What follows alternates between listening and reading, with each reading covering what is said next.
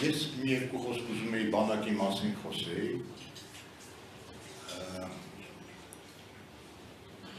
մենք պարտվել ենք ոչ թե նրա համար, որ մեր զինվորը թույլ է։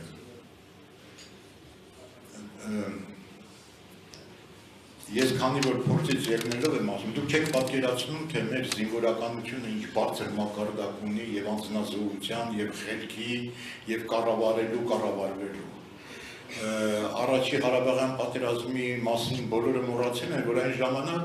մի քանի անգամ բնակչություն Ադրբեջանի մեծ էր, զենքերը մի տասնյակ անգամ ավելի շատ էին, բայց իրանք վախենում էին մեզանից։ Հիմա էլ են վախենում։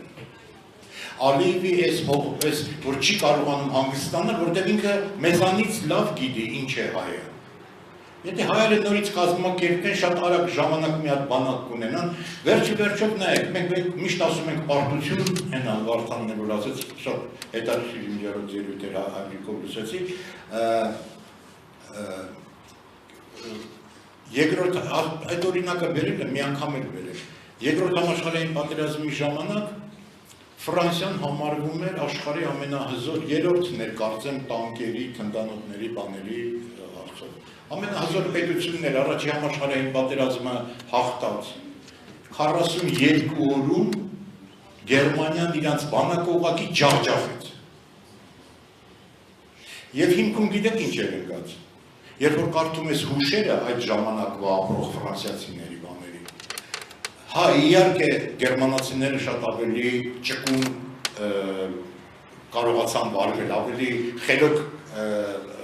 ռազմական գործողություններ արեցին։ Բայց այդ պատերազմից սկսվեց, ժողովուրդը չէր ուզում տրվել Ֆրանսիայի։ Իրանք 42 օրում պարտվեցին։ Մենք պարտվեցինք 44 օրում։ Եվ այդ 44 օրում ինչ վերցրեց թշնամին։ Այն բուֆերային զոնան են իրանց տարածքները այդ հլամի կողմ թողնեն, Ղարաբաղից մի հատ փոքր հատված էր վերցրել,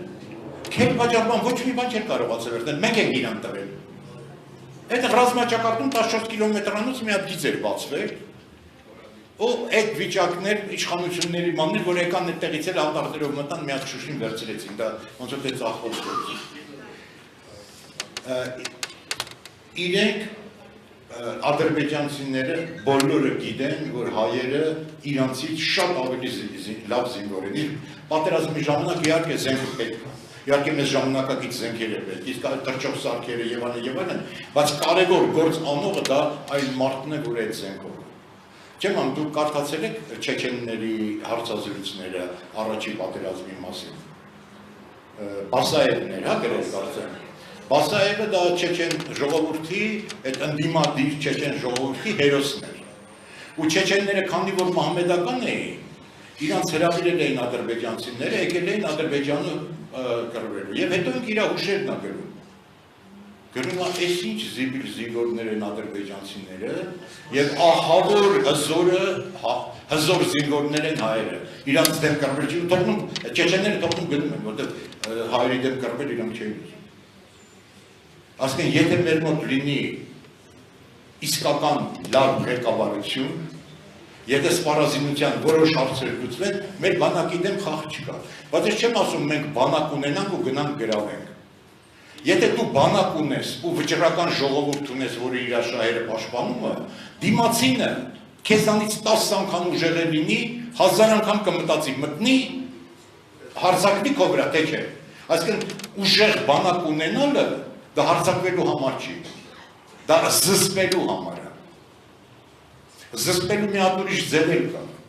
Դու պետք է կարողանաս քո տարածքում այնպիսի մագիստրալներ, կոմունիկացիաներ, տնտեսություն ստեղծես, որ բոլորին ձեռնտու լինի քո գոյությունը, եւ եթե մեկը փորձի քո վրա հարձակվել, ինքը դրանով ուժերի բալանսը կխախտի, իր օգտին մյուսներն էլ դեմ կլինեն։ Այսինքն մյուսները քեզ կպաշտպանեն, որ քո հաշվին մյուսը չուժեղանա։ Այսինքն մեր հնարավորությունները բազմաթիվ են եւ շատ են, ուղղակի մարդիկ են պետք որ դա իրականացնեն եւ վճռական, միասնական ժողով։ Բայց հիմա դրանով մեր քաղաքական քննարկումը ես համարեմ ավարտված, դրա հիման վրա նոր վարչությունը թող որոշումներ ընդունի, երևի մեծ մի ժողով կանենք, բանից հետո ասենք, թե մի ամիս հետո կամ դա, որտեղ ամփոփենք այս արդյունքները ու տեսնենք վարչությունը ինչ աշխատանքներ է կատարել այդ ժամանակաշրջանում։ Հիմա երկրորդ հարցը։ Երկրորդ հարցը դա կանոնադրության փոփոխությունն է։ Ուրեմն մեր կանոնադրության մեջ մարտ ապրիլի 1-ից է, հա, այդ նոր օրենքը աշխատում։ Ապրիլի 1-ից աշխատում է Հայաստանում հիմա մի հատ նոր օրենք կուսակցությունների մասին, որտեղ որոշ բաներ փոխված են նախորդ օրենքի հետ անձայն։ Մենք փորձել ենք իրավաբաններով եւ նստել ենք եւ բան ենք արել այդ ձևափոխել ենք։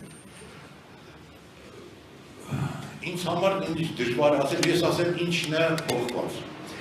Մենք կուսակցությունում ունենք խորհուրդ, հիշում եք, մոտ մի 60 հոգուց էր բաղկացած, դա բոլոր շրջանների ղեկավարներն էին։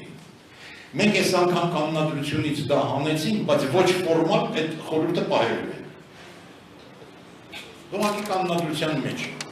գրված չի։ Մի կետ կար, որը վեճեր էր առաջացնում, բայց ես պնդեցի, որ այդ կետը մնա եւ ոնց որ թե դա չի խանգարում բան, որտեղ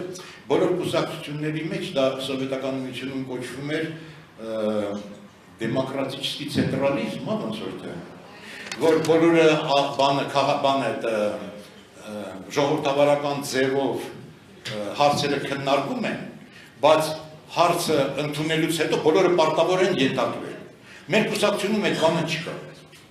Այսինքն, եթե կուսակցության անդամը համաձայն չի որոշման հետ, ասենք կապանում որոշում են ընդունել, գնալ բանի ճանապարհը, թանկերի կողքի ճանապարհը փակել։ Մարդիկ կան, որ կասեն, որ մենք դեմ ենք դրան։ Իրանք իրավունք ունեն բողոքարկելու կուսակցության ավելի վերադաս վարչություն կամ համագումարի այդ բանը եւ կարող են չմասնակցել։ Այսինքն դու չես դառնում զինվոր, որոշեցին ու դու պետք է անես։ Չէ, եթե դու համաձայն չես այդ որոշման հետ, կարող է չկատարես։